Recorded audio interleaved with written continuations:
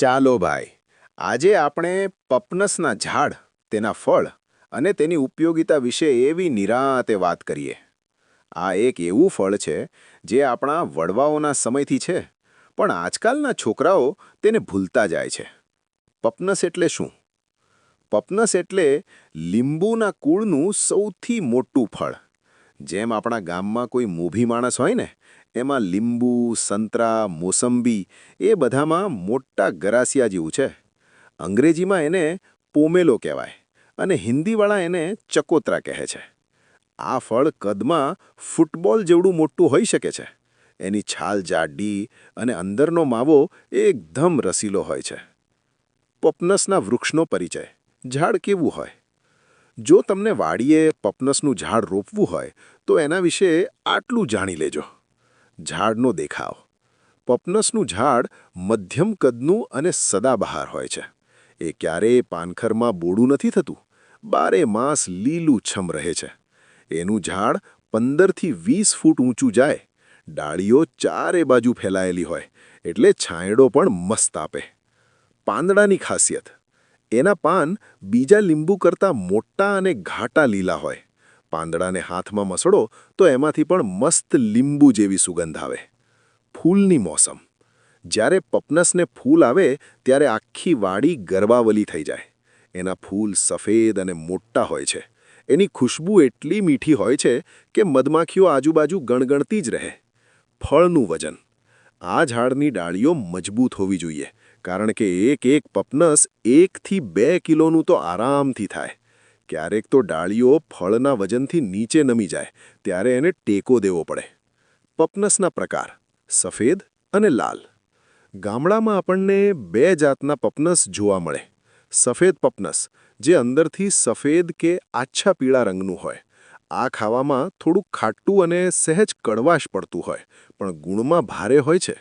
લાલ કે ગુલાબી પપનસ, જે અંદરથી કાપતાની સાથે જ ગુલાબી કે લાલ ચટક નીકળે.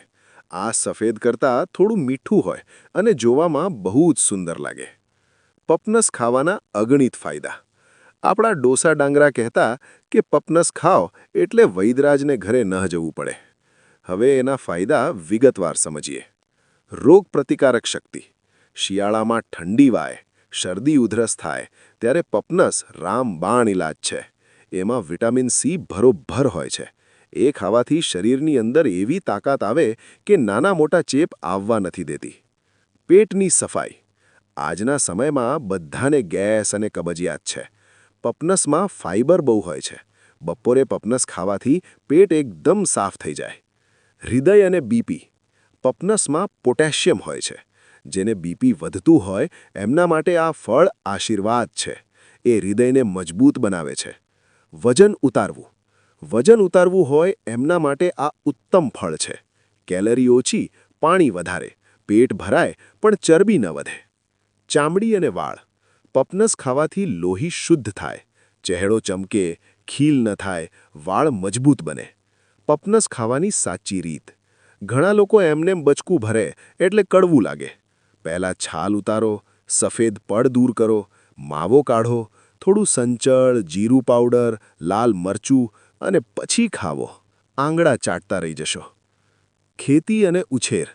ગોરાડું જમીન, કલમ રોપણી, છાણિયું ખાતર અને નિયમિત પાણી એટલે ઝાડ જોર કરશે. સાવચેતી.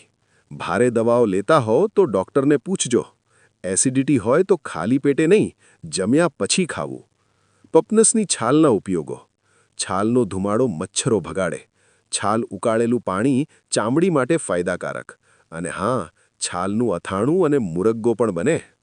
ભાઈ, પપનસ એટલે કુદરતની એવી દેણ જે ફજ જેવી કિંમતે આપણને સ્વાસ્થ્ય આપે છે.